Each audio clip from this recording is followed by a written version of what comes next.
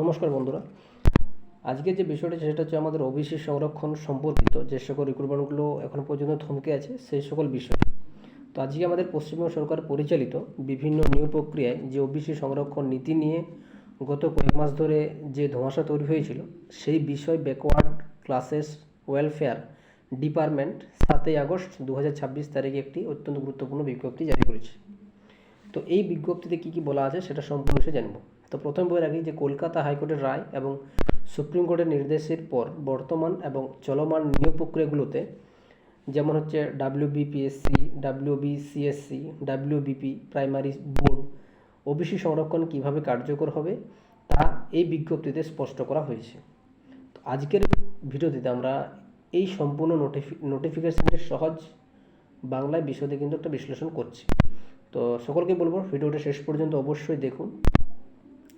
এখান থেকে আমরা ওবিসি যে বিষয়টা বলা আছে সেই বিষয় নিয়ে আমরা সম্পূর্ণ বিষয়টা আলোচনা করব এবং এই ভিডিওতে আমরা 17% নাকি 7% যে রিজার্ভেশন সিস্টেমটা আছে ওবিসি সেটা রিজার্ভেশন পলিসি নিয়ে কিন্তু পরবর্তী যে রিক্রুটমেন্টগুলো হবে বা যেগুলো বাকি আছে সেই প্রসেসটা কতদূর আগাবে সেই ভিডিওটা কিন্তু আমরা এই ভিডিওর মাধ্যমে কিন্তু আমরা বলবো।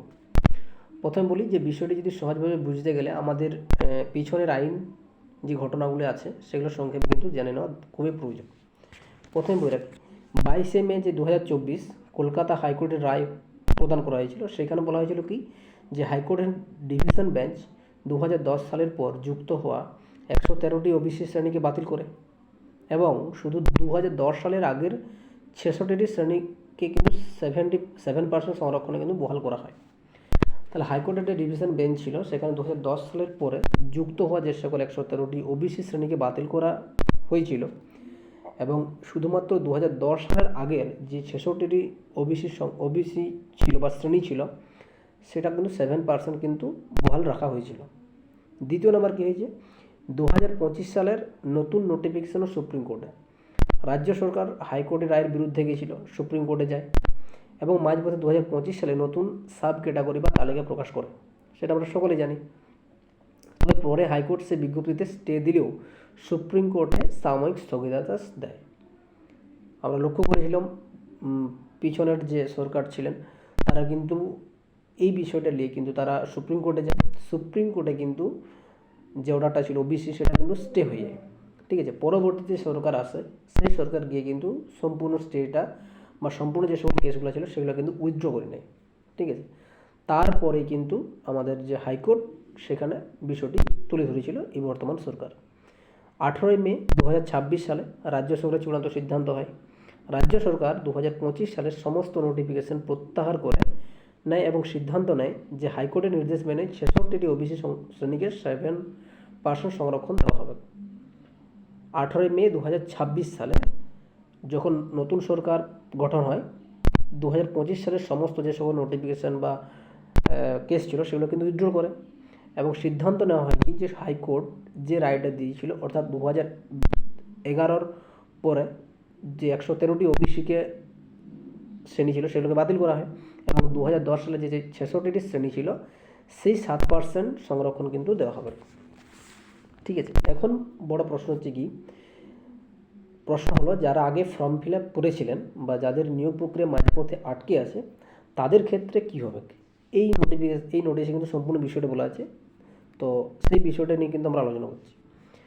এই বিষয়ে অ্যাডভোকেট জেনারেল এবং আইনি যে সকল বিশেষজ্ঞদের মতামতের উপর ভিত্তি করে ব্যাকওয়ার্ড ক্লাসেস যে ওয়েলফেয়ার ডিপার্টমেন্ট দুটি পরিষ্কার নির্দেশ দিয়েছে।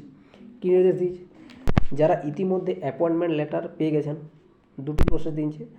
যারা ইতিমধ্যে অ্যাপয়েন্টমেন্ট লেটার পেয়ে গেছেন, যে সমস্ত নিয়োগ প্রক্রিয়ার চূড়ান্ত মেরিট লিস্টের ভিত্তিতে নিয়োগপত্র জারি হয়ে গেছে সেই ক্ষেত্রে আগের নিয়ম অনুযায়ী কিন্তু নিয়োগ বজায় থাকবে।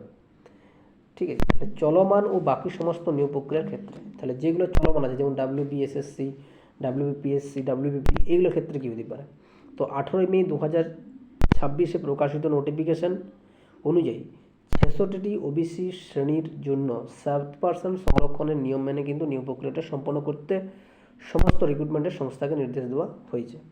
তাহলে 18 মে আজকের এই নোটিশে যেটা প্রকাশিত হয়েছে সেই নোটিশে কিন্তু বলা হয়েছে যে 18 মে যে 2026 যে নোটিফিকেশনটা প্রকাশিত হয়েছিল 66টি ওবিসি শ্রেণীর জন্য 7% সংরক্ষণ নিয়ম মেনে সেই নিয়োগ প্রক্রিয়ায় অনুযায়ী কিন্তু এই রিক্রুটমেন্টটা সম্পন্ন করতে হবে, এই বিষয়ে কিন্তু প্রত্যেকটা সংস্থাকে কিন্তু নির্দেশ দেওয়া হয়েছে। ঠিক আছে, এই নির্দেশিকাটি রাজ্যের সমস্ত প্রধান নিয়োগকারী সংস্থাকে কিন্তু পাঠানো হয়েছে, যার মধ্যে গুরুত্বপূর্ণ যে সকল সংস্থাগুলো আছে সেগুলোর মধ্যে হচ্ছে WBPSC, West Bengal School Service Commission, primary recruitment board এবং Paschimbanga WBPRB police recruitment board এবং তার সাথে বলি কলেজ সার্ভিস কমিশন, এই সকল ক্ষেত্রে ও হেলথ রিক্রুটমেন্ট বোর্ড। এই যে মূল যে সকল প্রধান যে রিক্রুটমেন্টগুলো অলরেডি অন প্রসেসে আছে, তো সেই সকল প্রসেসের ক্ষেত্রে বা সেই সকল রিক্রুটমেন্টের ক্ষেত্রে 17% পরিবর্তে এটাকে ইনভ্যালিড করে পর সেটাকে বলা হচ্ছে কত, যে এটি ইনভ্যালিড করে পর বলা হয়েছে 7% সংরক্ষণ অনুসারে কিন্তু এগোতে বলা হয়েছে ওবিসির ক্ষেত্রে, ওবিসি বিষয়টা। ঠিক আছে, তো এই বিষয়টা কিন্তু আমাদের যে রিক্রুটমেন্টগুলো চলছে তার মধ্যে হচ্ছে WBPSC, SSC, প্রাইমারি, তারপরে হচ্ছে পুলিশ WBP, তারপরে হচ্ছে WBCSC school service college service commission এবং হেলথ রিক্রুটমেন্ট বোর্ড, প্রত্যেকটার ক্ষেত্রে কিন্তু এই বিষয়টা কিন্তু বলা হয়েছে। ঠিক আছে, তো এখন থেকে এই বোর্ডগুলির মাধ্যমে হওয়ার সমস্ত চলমান নিয়োগে এই নতুন রিক্রুটমেন্ট বা এই নতুন নিয়মেই তালিকা তৈরি ও কাউন্সেলিং প্রক্রিয়া সম্পন্ন কথা কিন্তু। তো আশা করি সকলেই ওবিসি সংক্রান্ত এই নতুন নির্দেশিকা নিয়ে সমস্ত তথ্য সহজভাবে বোঝাতে পেরেছি, এবং আপনারা যদি এই নোটিফিকেশান নিয়ে কোনো প্রশ্ন থাকে নিচে কমেন্ট করে অবশ্যই জানান। যদি কোনো জায়গায় কোনো প্রশ্ন থেকে থাকে অবশ্যই কমেন্ট সেকশনে কমেন্ট করতে পারো। ঠিক আছে, তো এখনও মতন এই বিষয়টা আমাদের এইটুকু জানানো ছিল। তো ভিডিওটি ভালো লাগলে লাইক করুন, বন্ধুর সাথে শেয়ার করে দিন, যাতে সকলে আপডেটটি অলরেডি পেয়ে যায়, এবং সরকারি চাকরি ও শিক্ষা সংক্রান্ত যে কোনো আপডেটের জন্য আমাদের চ্যানেলটি সাবস্ক্রাইব করে রাখুন। ঠিক আছে, সকলকে ধন্যবাদ, ভালো থাকবেন।